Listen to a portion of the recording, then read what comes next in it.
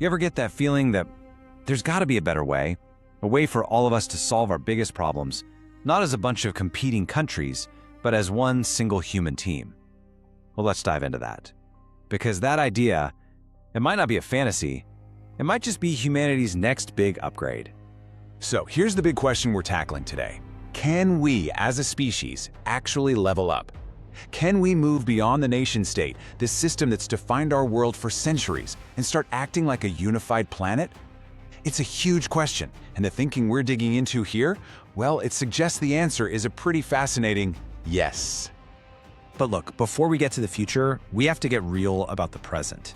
And the problem is, our current setup, the whole system of nation-states, it gets completely stuck when it faces giant, global problems like climate change or pandemics. And there's some deep structural reasons why we keep hitting this wall. First reason is baked right into the DNA of a country. A nation-state is designed for what you could call local optimization. Its number one job, its whole reason to exist, is to look out for its own citizens. The well-being of the entire planet? That's just not in the job description. So you got almost 200 different teams all trying to win their own game, not the big one we're all playing together. And problem number two?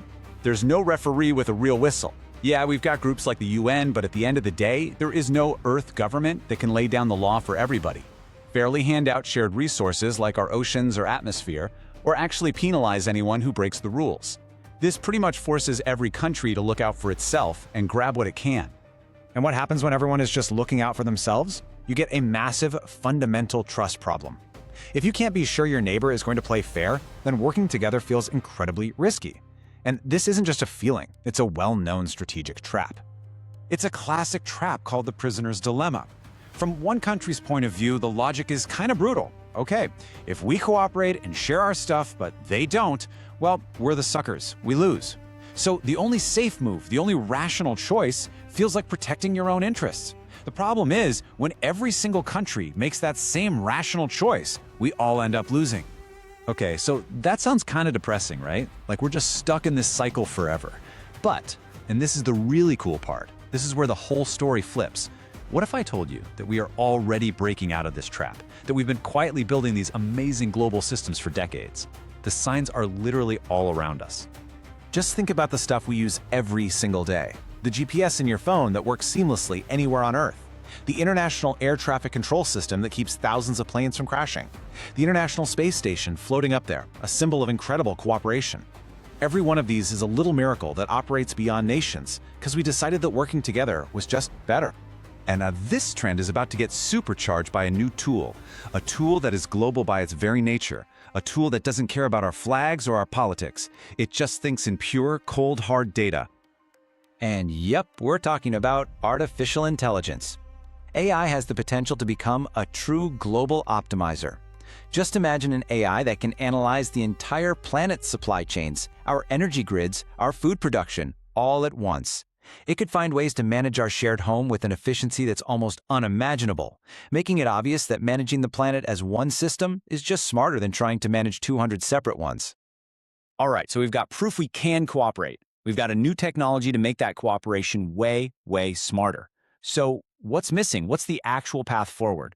Well, the source material lays out 3 key conditions we need to meet to really unlock this global future. Think of it like a 3-part game plan. First, we need radical transparency, using tech like satellites and blockchains so everyone can see what everyone else is doing. Why? Because you can't cheat in the prisoner's dilemma if everyone's watching.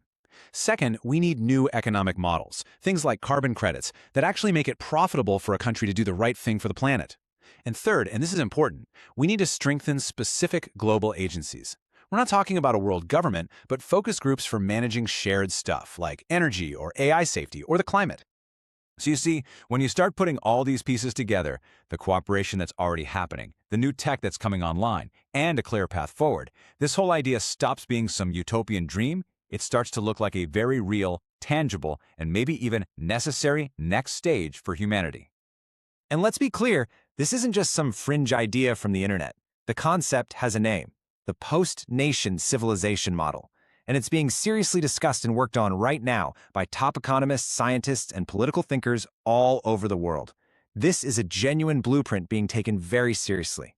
And that brings us to maybe the most powerful idea in all of this. If you've been listening along and thinking to yourself, yeah, that kind of makes sense, that feeling, that intuition, it might not just be idealism. It might just be you getting a clear sense of where the future is already headed. Which leaves us all with one final question to chew on. If a more cooperative, global civilization really is the direction of the future, well, it's not going to build itself. It will be built by people, by us, choosing to think a little bigger than the lines on a map. So, the question is, what part will we play in building it?